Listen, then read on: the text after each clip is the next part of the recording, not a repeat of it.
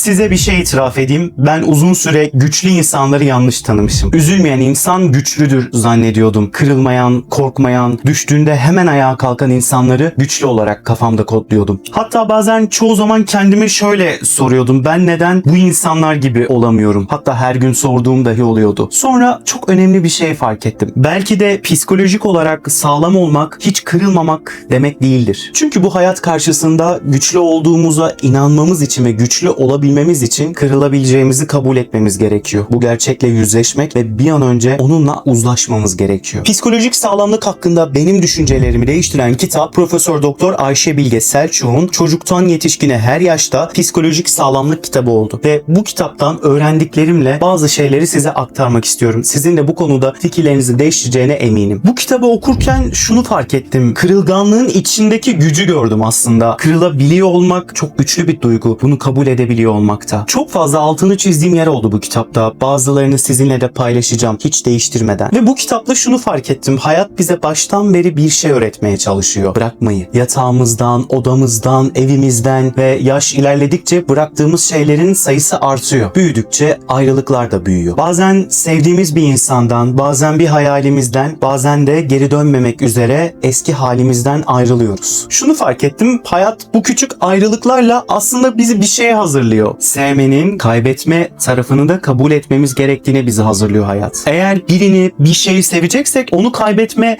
ihtimalini de göze almamız gerektiğini öğretiyor hayat bize. Ve tam burada psikolojik sağlamlık devreye giriyor. Çünkü sağlam olmak, yara almamak demek değil, yara aldığımızda yaramızı iyileştirebilme gücünü kendimizde bulmamız demek. Ve bir gün tekrar incinebileceğimizi bildiğimiz halde hayattan geri kalmamak, hayata tutunmaktır. Belki de tam olarak gerçek güç budur. Canımızın yanabileceğini bile bile hayata devam etmektir ki bizim aslında nihai kaderimiz de bu. Belki bugün kaç kişi canından çok sevdiği insanı toprağa verdi. Belki de çok uzak diyarlara uğurladı. Ama bu olasılıklara rağmen yine de yaşıyoruz, yaşamaya devam ediyoruz. Bir yandan bakınca da ne kadar psikolojik olarak sağlamız, güçlüyüz aslında. Bu kitap bu yolda kendimize haksızlık etmememiz gerektiğini de bize söylüyor. Her düştüğümüzde ayağa kalkmak zorunda değiliz. Bazen psikolojik sağlamlık devam etmek değil, iyileşmek için kendine vakit ayırabilmektir. Halil Cibran'ın çok güzel bir sözünü kitaba eklemiş hocamız. Kış, ilkbahar benim kalbimdeydi deseydi ona kim inanırdı? Bazen hayat öyle bir kışa dönüyor ki baharın gelişine inancımız zorlaşıyor. Hatta bazen imkansız olduğunu düşünüyoruz. Belki de psikolojik sağlamlık burada başlıyor. Kışın ortasında dahi baharın geleceğine dair inancımızı koruyabilmemizde. Psikolojik olarak sağlamlığımızı neden bu kadar kaybettik? Cevap içinde yaşadığımız bu sosyal medya dünyasında saklı bir yandan. Bir de artık kendimizle hiç olmadığımız kadar haşır neşiriz. Kendimizle sürekli karşı karşıyayız. Bir simülasyonumuz var. Sosyal medyada da bir benliğimiz var artık. Ne yazık ki çoğu insan da artık kendi kimliklerini bırakıp sosyal medyadaki kimliklerini inşa etmeye başladı. İlkokulu düşünün, eskiden sadece aynaya baktığımızda kendimizi görürdük. Ama şimdi sürekli fotoğraflarımızı görüyoruz, videolarımızı görüyoruz ve bunları görmekle kalmıyoruz ve sürekli başkalarıyla kendimizi kıyaslıyoruz. Kıyaslamanın bir cehennem olduğunu da unutarak. Bu kitapta Northwestern Üniversitesi'ne yapılan bir araştırmaya da yer verilmiş. Kadınların %87'si, erkeklerin ise %65'i günümüz dünyasında kendi bedenlerini başka insanların bedenleriyle sürekli kıyaslıyor ve beden algıları bozuluyor, bunalıma giriyor. Bir de FOMO var. Bir şeyleri kaçırma korkusu. Yani omuzumuzdaki yüklere bir yük daha ekliyoruz aslında ve olmayan bir yük. Sosyal medyada herkes geziyor, yiyor, içiyor, başarıyor, oradan oraya koşturuyor. İnsan ister istemez dönüp kendine soruyor. Ben neden geri kaldım? Peki sana tam olarak geride kaldığını düşündüren şey ne? Aslında ben tam olarak gerçekten bir geri ya da ilerinin olduğunu emin değilim. Var olduğunu kim bize söyledi? Ama farz edelim ileri ve geri durumu var. Ya sen ilerideysen geride olduğunu kim söyledi? Bunun kıstasını kim belirliyor? Belki de bugün psikolojik sağlamlığımızı zorlaştıran durumlardan biri de bu. Kendi hayatımızı yaşamayı bırakıp başkalarıyla kıyaslayıp iyice karmaşık hale getirmek. Burada çok önemli bir yanılgı olduğunu söylüyor Ayşe Hoca. Psikolojik olarak sağlam olmak hiçbir şeyden etkilenmemek demek değil. Üzülebilirsin, korkabilirsin, ağlayabilirsin. Hatta bazen hiçbir şey yapacak gücü kendinde bulamayabilirsin. Güçsüz, mutsuz, berbat hissettiğin bir günde yataktan kalkıp bir bardak su alabilmek bile aslında psikolojik sağlamlığın bir göstergesi. Çünkü psikolojik sağlamlık her zaman büyük şeyler yapmak demek değildir. Bazen bugün yapamadığını yarın yapacak gücü kendine biriktirmektir ve da o gücü kendinde bulmaktır. Ayşe Hoca'ya göre psikolojik sağlamlığın çok önemli bir parçası var. O da bilişsel esneklik, yani zihinsel esneklik. Beyin olarak ne kadar uyum sağlayabilmemiz aslında. Yani bir olay karşısında kendi düşüncene saplanıp kalmaktan ziyade başka türlü de olabilir mi diye kendine sorabilmek zihinsel esneklik. Çünkü hayat sadece siyah ya da beyaz değildir. Birçok renk vardır ve o alan umduğunuzdan çok daha geniş ve çok daha büyük. Ve belki de ayağımıza taktığımız en büyük pranga da kendi doğrularımızı hayatın doğruları olarak varsaymak ve onlardan kopamamak.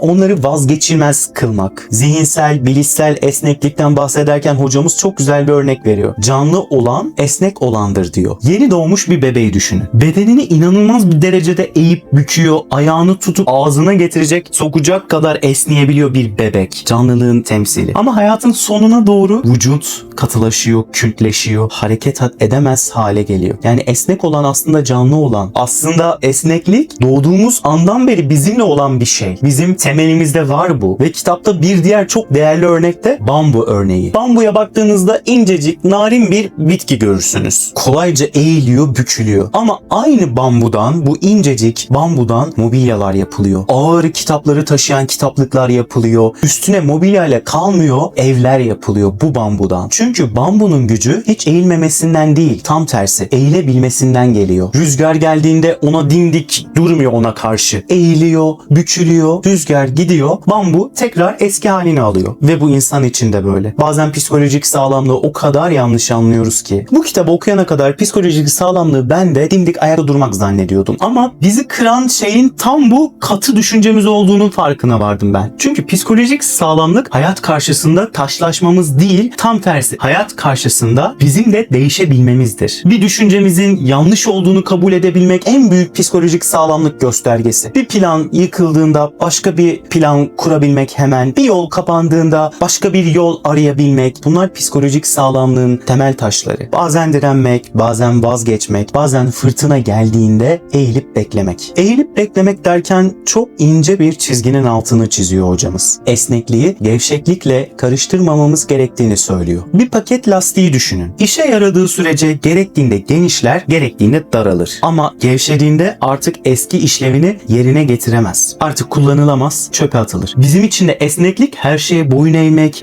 sınırlarının yok olması, her şeyi kabul etmen, rüzgar fırtına seni nereye savuruyorsa oraya gitmen demek değil. Bambu eğilir ama bambu olmaktan vazgeçmez. Ve belki de gerçek psikolojik sağlamlık hiç eğilmemek demek değil, eğildikten sonra tekrar doğrulabilmektir. Bu kitapta beni çok etkileyen bir diğer örneği de sizle paylaşmak istiyorum. Istakoz örneğini. Istakoz çok yumuşak bir hayvan aslında.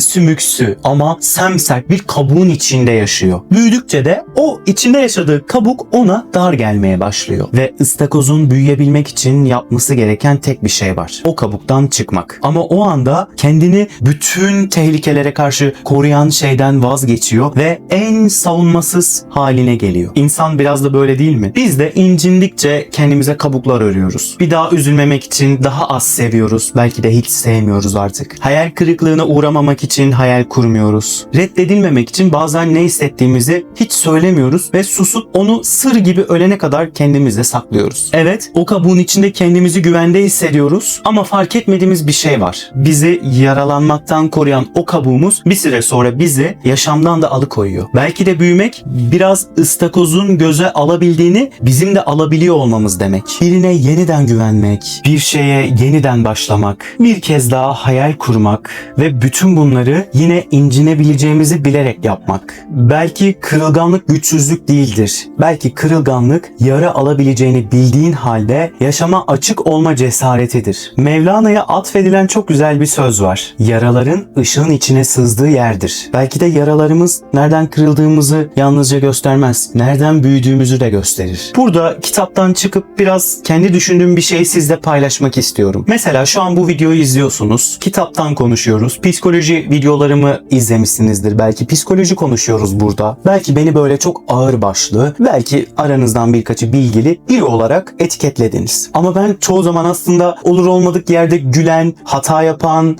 çok fazla saçmalayan, şapşal bir insanım aslında. Yani bu felsefe psikoloji konuşan insan da benim, şapşallık yapıp hata yapan insan da benim. Bu iki insan da benim. Bazen kendimize bir karakter çiziyoruz. Ben ciddi biriyim, ben utangaç biriyim, ben güçlü biriyim, ben böyle biriyim. Sonra farkında olmadan o karaktere mıh gibi yapışıyoruz. Yani kendimizi etiketliyoruz ve o etiketin sınırları, çerçevesi içinde yaşıyoruz sadece. Ve bunu bize kimse yapmıyor. Bunu kendimiz yapıyoruz. Hür irademizle. İnsanlar bizi nasıl tanıdıysa öyle yaşamaya gayret ediyoruz. Kendi yarattığımız etiketin dışına çıkmaktan aşırı korkuyoruz. Ama neden? Ben bugün duygusal biriyim, yarın çok neşeli olabilirim, bir gün ağırbaşlı, öteki gün saçma sapan davranabilirim. Bunların hiçbiri diğerini geçersiz kılmıyor ki. Çünkü hiçbirimizin içinde tek bir ben yok. Ben bazen kendi içimde binlerce Bedirhan olduğunu düşünüyorum. Ve belki de çoğu zaman kendimizi tek bir davranışa, tek bir harekete, tek bir etikete